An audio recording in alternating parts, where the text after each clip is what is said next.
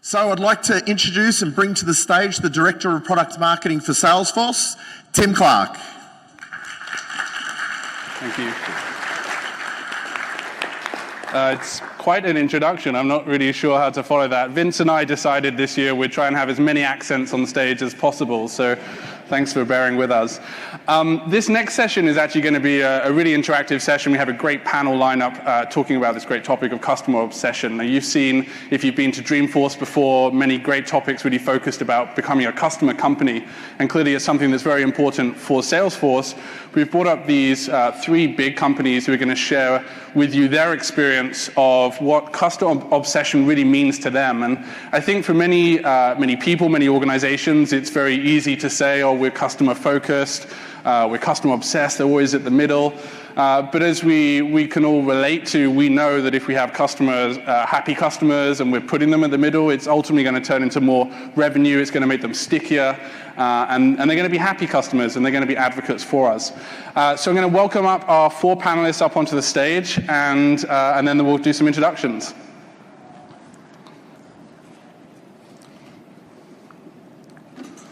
So welcome up, Walter. Thank you. How are you doing? Pleasure. Yeah. Cool.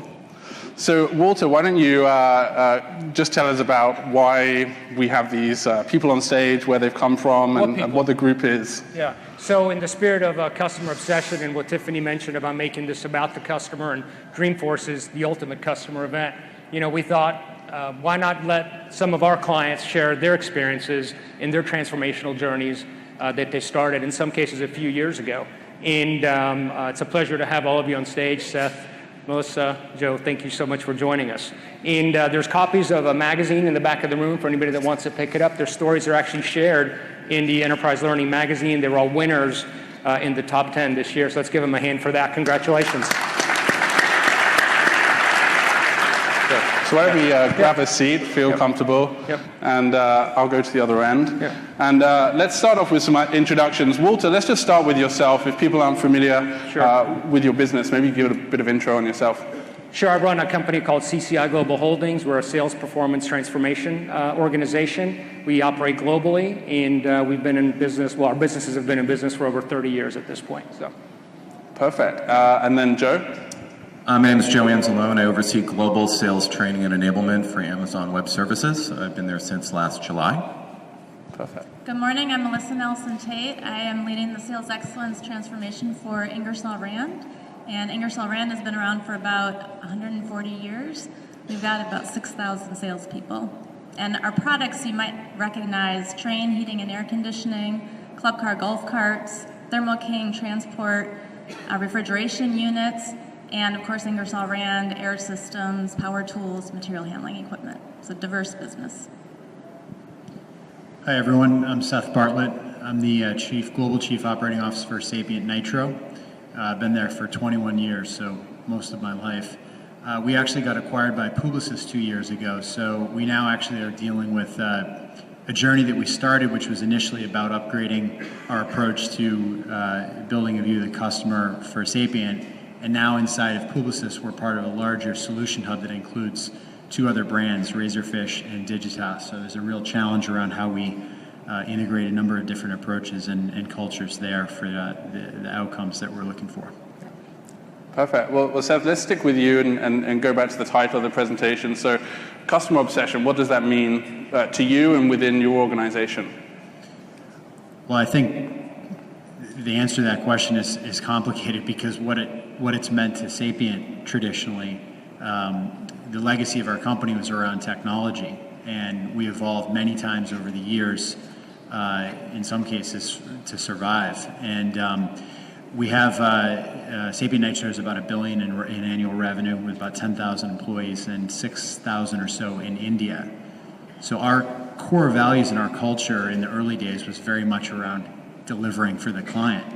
And so our focus was on doing great work.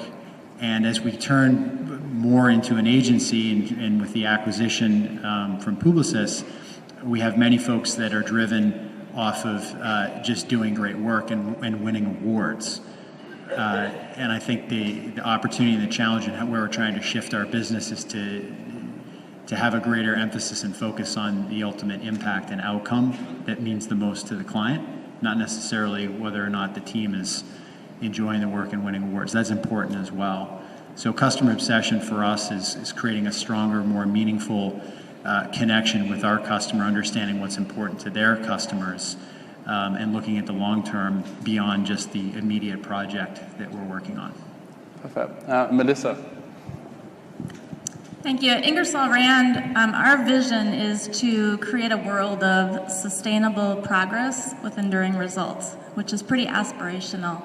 And we believe we can do that by delivering solutions and services that are sustainable and meet the needs of our customers in improving the world to meet their business goals.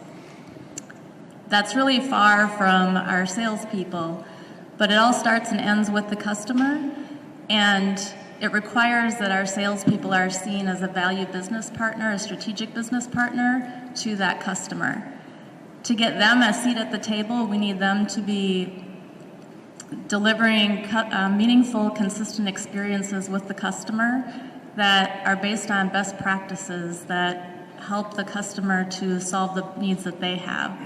And we are very focused on developing our salespeople to have meaningful interactions with the customer, and particularly through our sales managers and the coaching that they can do with their salespeople to ensure that salespeople are leveraging these best practices and having meaningful interactions with the customers every day, in every interaction with every customer and every opportunity. Cool. Joe. What was the question? Customer obsession. So to avoid it being a catchphrase, what does it mean specifically within your organization? Well, Amazon Web Services has 72 platform services, over 722 features and updates to those services. And most of those come from interactions with customers. So we have a lot of technologists, a lot of solution architects talking to customers, then going off and actually innovating to create either a feature or a platform service that our customers can use. That is great, but up and down the stack, it creates issues with our sales force. So they expected to then know every single platform service. So we take our sales force back to not what the services are, but what they do for customers. So if we talk about analytics services, or we talk about our storage or compute services, it's not so much technologically what they do, but what problem do they solve for customers? And then, as Tiffany mentioned earlier, what does that actually do for the customer's customer in real time? So in areas like healthcare and areas like space exploration, education, we train our sales force to actually think about, at the very end of the day, what is that user going to experience? And to embed that in a selling force isn't that easy. So we've come with the customer at the center and the customer's customer in the center, training them around that paradigm. That's what it means to us. Perfect. And Walter, obviously, you work with many other organizations as well. Where would you say, and particularly for people in the audience, where should organizations start when thinking about how to make this transformation? Well, I would say that all three of these organizations are represented here on stage. None of them really had a problem, right? They're all very successful companies. And you don't need to have a problem in order to make the decision to make a transformational shift. Oftentimes it's about little tiny changes, 2-millimeter changes as we call them, that can help make a huge impact.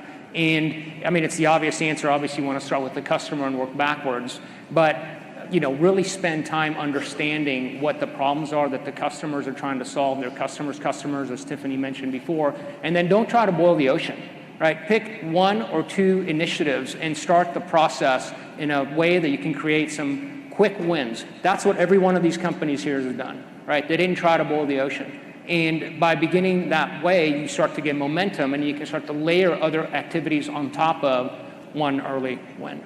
So.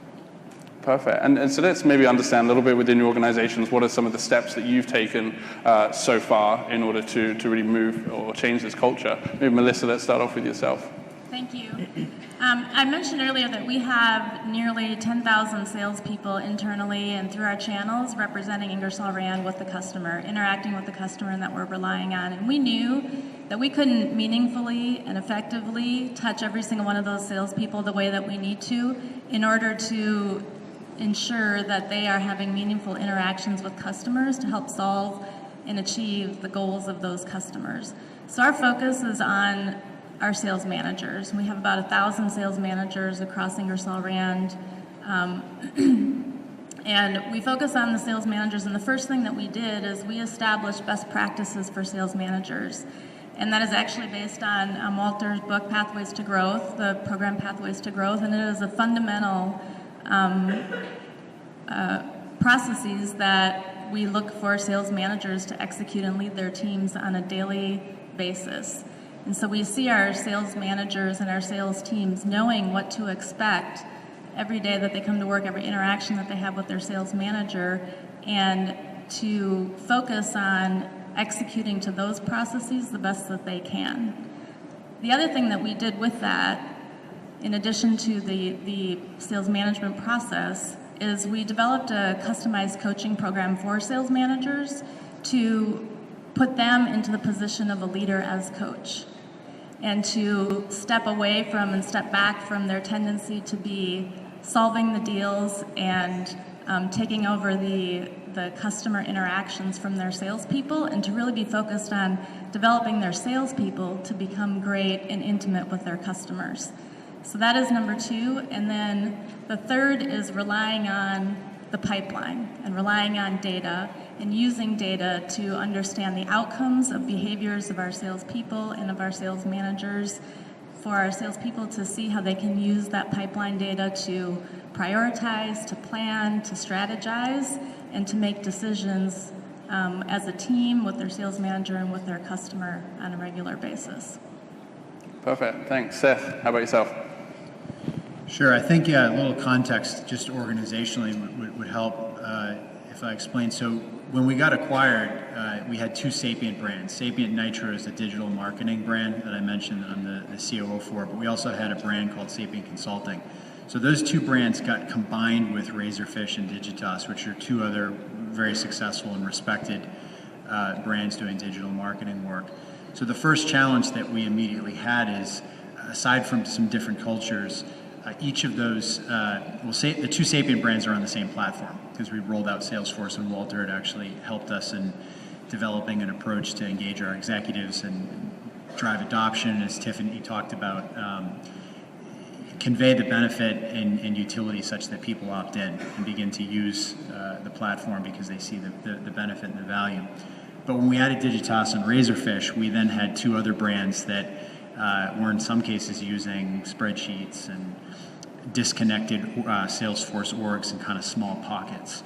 So how do you get those 4 brands on one platform with openness, transparency that can facilitate collaboration, when inside of the holding company, traditionally the approach is isolation and fragmentation, or you're competing against each other as brands.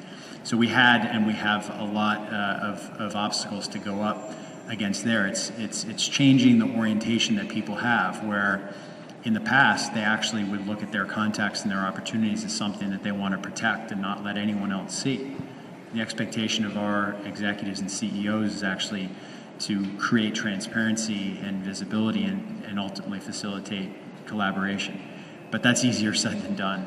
When you have someone that has a sales quota, and maybe in the past they've been burned by somebody picking up their contact and calling in to their client to take the business.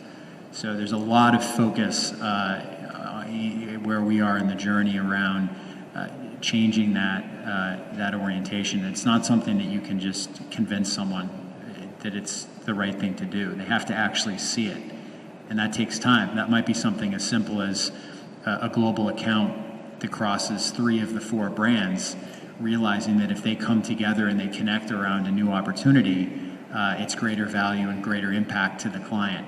But that has to actually happen for then others to look at it and start to believe and say, wait a minute, maybe this is a better way to work. And we've worked closely with Walter's company around how we can start that change process at the top with executives, because we found that when our executives change the way that they interact with teams around pitches and managing through the sales stage process, it pulls other people into the platform, versus if we try and push them in and say, you got to do this because we need a view into the forecast and the pipeline, and we want to compete better. So it takes more patience than I think what I had ever imagined it was going to take, but we're very committed to it.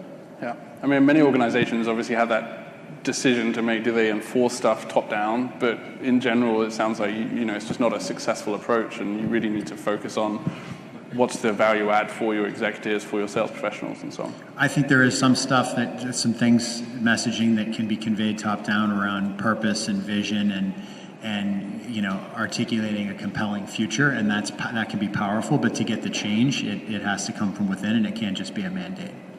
Perfect, thanks. And so Joe, so what are some of the steps that you started to take within Amazon Web Services? So about a year ago, we decided to take a problem-solving approach with our sales force from an enablement perspective.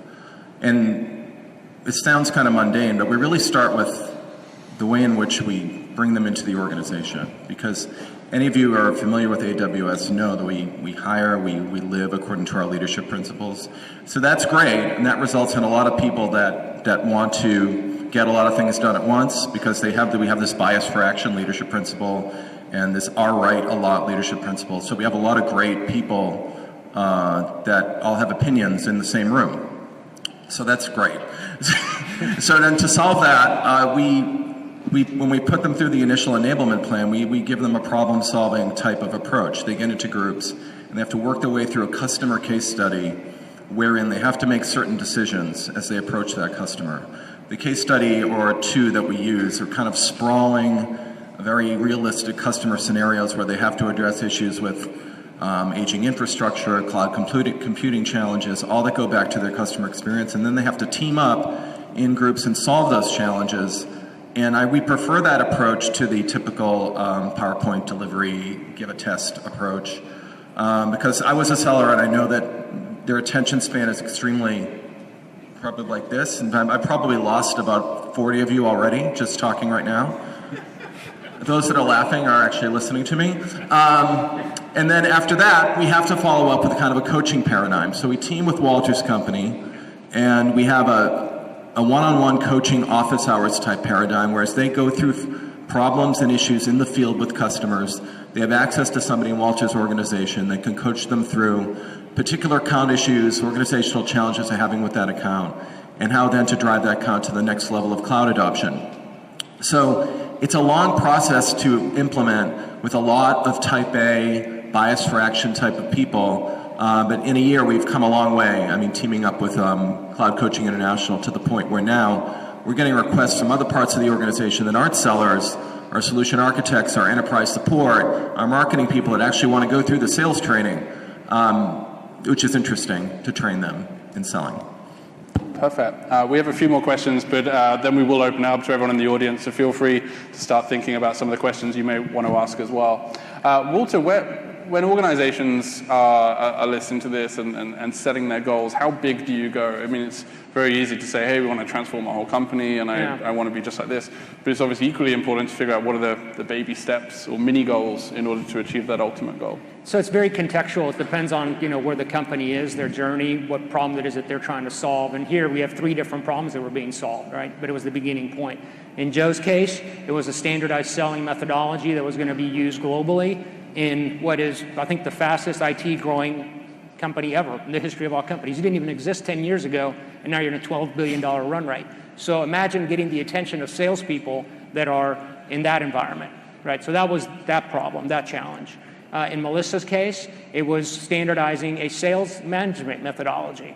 And in Seth's case, it was about collaboration, visibility, and transparency. So they had 3 different objectives, but in all 3 cases, the common thread that's making these projects work is fortitude and stamina, because these things don't go easily most of the time. You will run into speed bumps along the way, internal, external, and as long as there's clarity and purpose and vision, which has to come at the highest level, which was the case in all 3 of these organizations, you push through those barriers. And you actually create a situation, I call it creative conflict, where the better ideas come out as a result of those speed bumps. And so it's just very contextual. You have to pick, the one spot where each of your companies needs to pay the most attention to get the maximum amount of leverage. Start there and then layer on top of it. Like in Melissa's case, I know her next process is going to be around, or her next project is around sales process that's going to layer with sales management. If you try to tackle both at the same time, it can be difficult. So.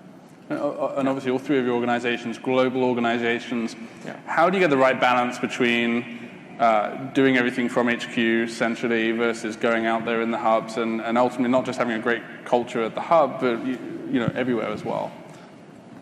That's a great question, actually. I love answering that question because we have 11 different business units, and when you factor in the global nature of our company, we're more like 20 different businesses that we're working with, and this is a centrally driven effort, but it has to be at the pull, the request, the desire of the businesses to see sales capability improvement as a key lever in achieving the goals that they have as a business. And so we are not mandating it. Over time, there will be an expectation that we all are operating our sales organizations the same way, but it's not a mandate. It's at the request of the business to do this. And we have a small team centrally working on sales management process. We're also deploying Salesforce.com as our pipeline tool and beginning our sales process.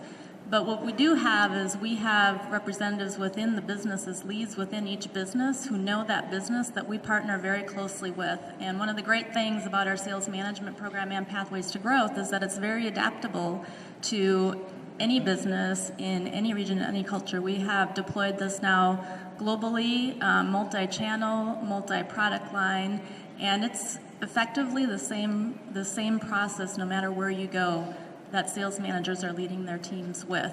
But they believe that it's their process. They believe that it was developed for them, that it's been customized to them, and we don't tell them that, well, if you go somewhere else, you'll see that it looks very much the same, but it works. So we rely very much on experts, subject matter experts, who have a selling background, who have the credibility and the relationships within the business to be able to speak to and make decisions for the business, and we do this together.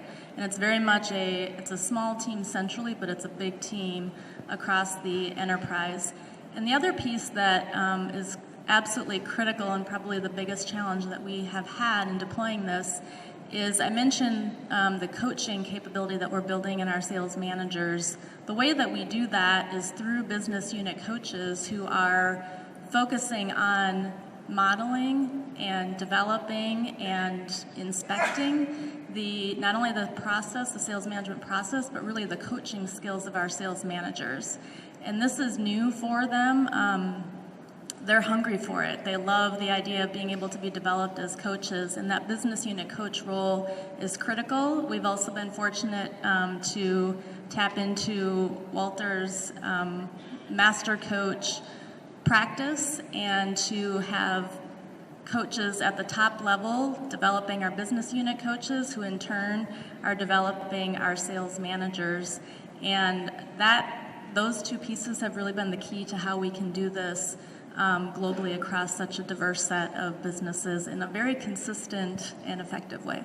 And so Seth, you've talked about the different businesses that have obviously merged. Have you found any regional nuances or any areas of the world that you've needed to spend more focus on in order to ensure consistency?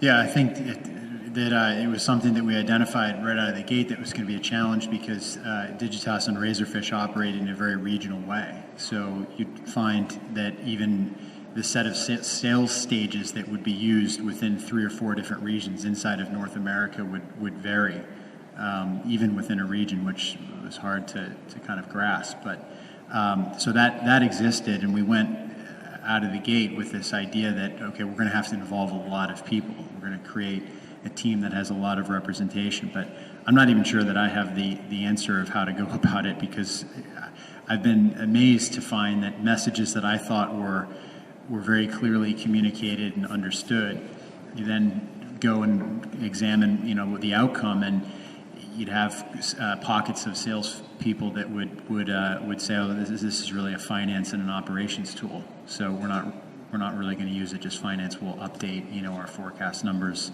every 3 or 4 weeks." And it's just an eye opener when you say that's not at all what we were going for.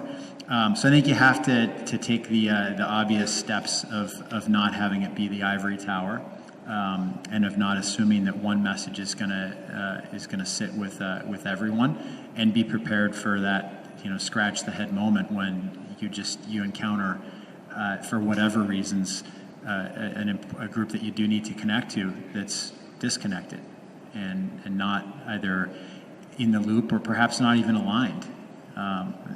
Just recently, I think last week, heard of one of the brands. It's kind of a sub-brand because, again, in the holding company, you can have one brand that's comprised of a number of acquisitions. And the CTO of kind of this one region, everyone has a C-level title, it seems, in the agency space, had looked at the platform and said, "Oh, we're not going to use it. I think we're just going to continue to use spreadsheets." And my first reaction was to laugh, like he doesn't realize that it's not his decision. I mean, everyone's going to be using this, but that obviously doesn't solve the problem either. And then the question becomes, well, why did we get into that spot? How do we have the right set of conversations to reach alignment? And it's not easy. It does take a tremendous amount of fortitude, as Walter mentioned. So it's been a resetting of kind of expectation around the timeline that's going to take in a large global business. Okay. Joe, anything you want to add in terms of acting internationally and rolling out globally? Yeah, with regards to working with different geos around the world, first thing you have to do is understand you have to walk the walk. That means if you're rolling out some type of enablement plan or platform where everyone needs to buy in, you don't have a webinar at 2 a.m. their time, which I have seen in other organizations. We sit here and we say, we're a global company, everyone's on board. If you don't mind rolling out of bed at 2 a.m. in Singapore to be on this webinar. And that sounds simple, but for some reason, it happens all the time. Secondly, understand, talking more about Asia Pacific now, that Asia Pac is not a country. Every flight is at least 8 hours. For some reason, sometimes you're sitting back in the corporate office in the U.S. thinking that, oh, they're in APAC, they can get all on the phone.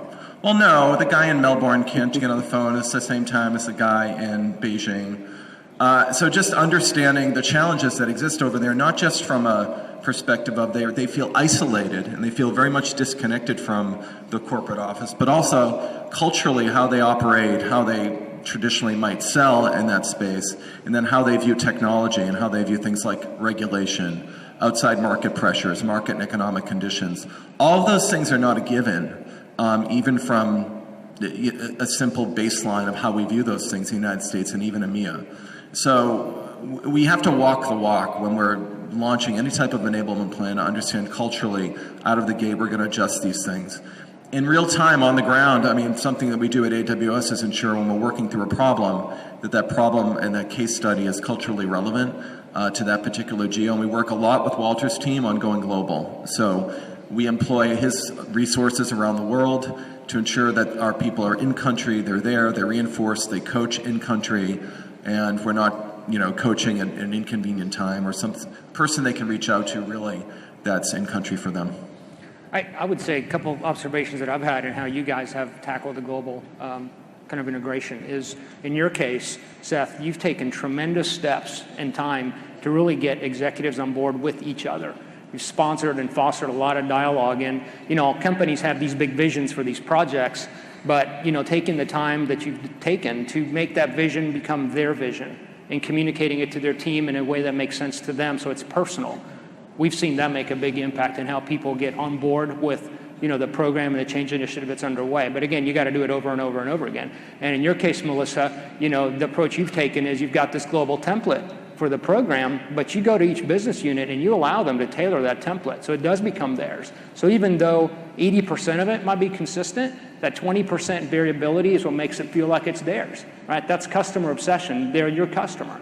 And in Joe's case, there's a really extensive interviewing process that occurs between the coaches that are deployed or resources that are deployed in a region and in that region itself, so that they also feel like they're part of that decision-making process as to who it is that's going to help them with the transformation process versus somebody saying, here I am, we're going to fix everything and leave. That just doesn't work.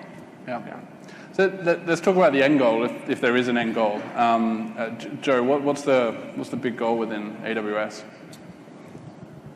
Well, with regard to sales enablement globally, one of the key metrics we look at speed to productivity, and also because of our culture of customer obsession, we look for customer wins and we track those.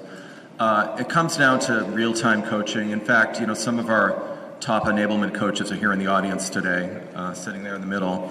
If you ever want to talk to anybody who knows this, Cameron Tanner and Rob Dalto right there. They are instrumental to our effort to make sure that whatever we deliver in an event type scenario, a 2-day event, it becomes a long-term process about obsessing about our customers, right? So if we're following some type of methodology, it's pretty rare that methodology will take hold unless there's constant real-time coaching going on in the field. So we have, in addition to Walter's resources, guys like this who come from storied and diverse backgrounds to help us with that, to really measure speed to productivity, customer wins. We obviously have several stages of cloud adoption that we look at. So we want to make sure we're meeting customers in their cloud journey no matter where they are, whether they be a territory, smaller customer, large enterprise, strategic, global customer. They are an organization that has certain goals, problems to solve, and that we're obsessing about solving those problems, tracking those problems being solved, and where appropriate, sharing those stories with the rest of the field. Perfect. Melissa. Thanks. I couldn't disagree with anything that Joe just said. It all applies as well to Ingersoll Rand. It's about how do we ensure that our salespeople are in position to work with customers, to solve their business problems, to meet their goals every day in everything that they do and every interaction that they have. I do feel like we're still, even though we're 2.5 years into this journey, and it feels like we're still so much at the beginning because there's so much to do. With every layer of the onion we peel back, there are more and more added every time. So we are about halfway through the company with our sales management work.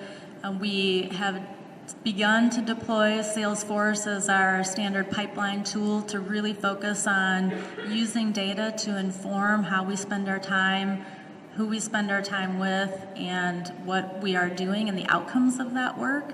But we have a long ways to go with that. And then Walter had mentioned as well that we are now focusing on sales process. So it was funny when we first started on sales management. The sales manager said, well, when are you going to give us the stuff that tells us like what our salespeople should be doing?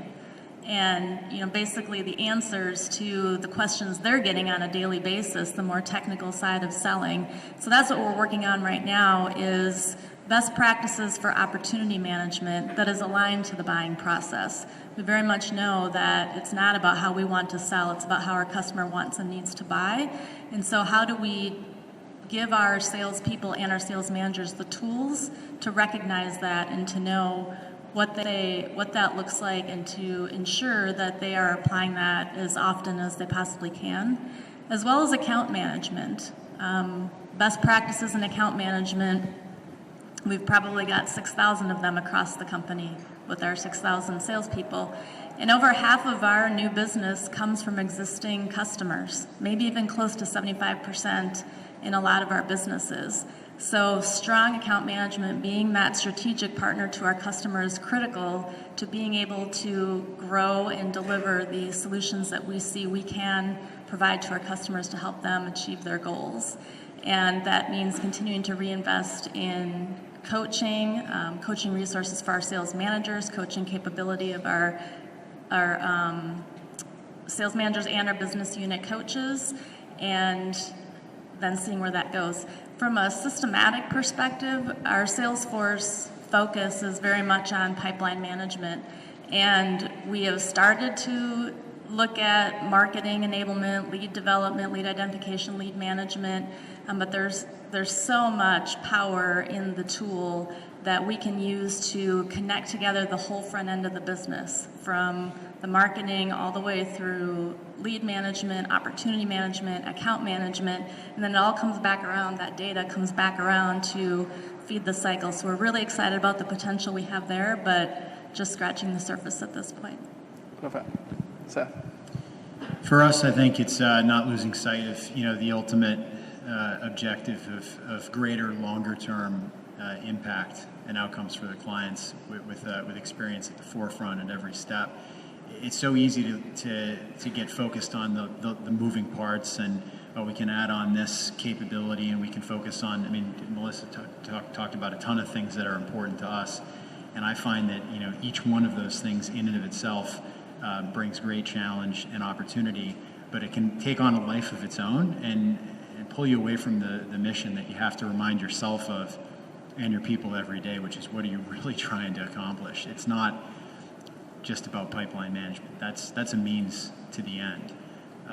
So that's what we've really tried to do, and we don't always do it well. We dive right into, an analytics problem, or the latest conversation with the Publicis.Sapient CFO is implementing a contract management tool, and that's very exciting to me, being in an operations leadership role. But that in and of itself is also not going to help us achieve that ultimate outcome. So that's what we're trying to do, is keep a line of sight to that longer term place that we know we're going to get to.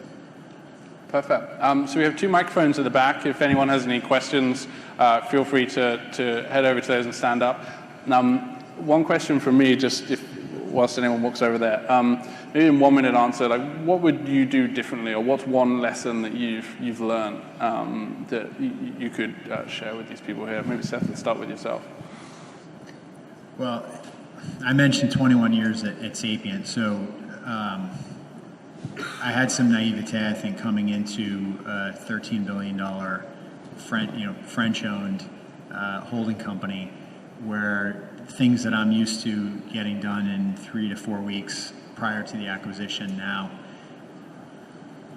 5 months, and so I think what I would do differently is I would set expectations differently. I'd be super aggressive in the things that I know we could have been more effective in moving the needle on. I think that Walter, for instance, engaged with some of our executives in a really powerful and meaningful way, pulling them into early conversations to ask them to kind of write their own story and talk about their vision. And this was done where they were on the calls at the same time, so they're hearing each other talk about it. And I think that was incredibly impactful, so obviously very thankful for Walter for doing that. But with any program, you have your limitations around how many of those sessions you can do, and we're squeezing Walter to do more with less. And I think we missed the opportunity to take some of those things that had all the right ideas and got people having the right conversations. But then what happens after a really powerful meeting? You go back to looking at your pipeline, or focusing on the pitch or the RFP, or dealing with the cost-cutting stuff and all the realities that we deal with, and the story kind of fades to the background. So it's really focusing on the things that are most important, and not being pulled into those things that are most urgent, but often not actually the important things. Perfect. Melissa? A few things that we've learned along the way and really tried to reinforce as we continue our progression, I think is consistent with what these guys have said, particularly starting with top-down engagement.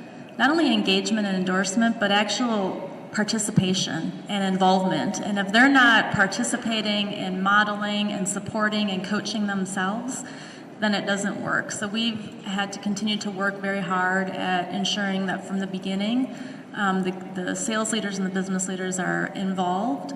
And then the other thing, I think I would say the same as what Seth said. It's really about being very laser focused on the goal and the intended outcomes, and continuing to learn along the way, because everything does grow and compound, and it can get very complex and overwhelming.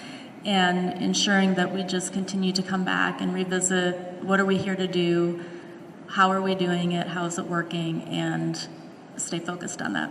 Perfect. Joe? Quite simply, I'd focus less on worrying about organizational alignment and if everybody's on board, because you're just chasing your tail when you do that, particularly at AWS, when there's a lot of little teams going off, doing their own thing. That is a way of life.